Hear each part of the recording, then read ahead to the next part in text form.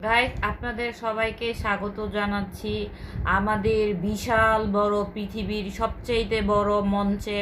আপনাদের এত বড় অনুষ্ঠান হচ্ছে, এই প্রথমবার এই অনুষ্ঠান হতে যাচ্ছে অনামিকা অনামিকা থেকে।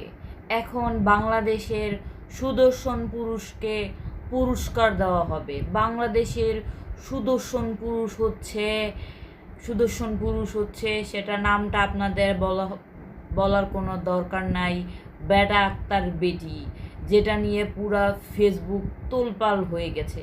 আপনারা এখন সেই সুদর্শন পুরুষকে পুরস্কার নিতে দেখবেন, একদম সরাসরি।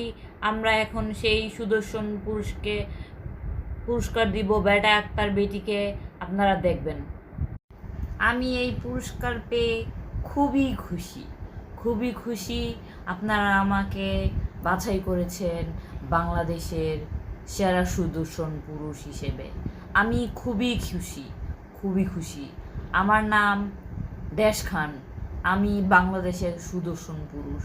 দেখতে পাচ্ছেন, আমাকে দেখে বলিউড বাদশা নকল করে, আমাকে দেখে কারণ জোহর নকল করে।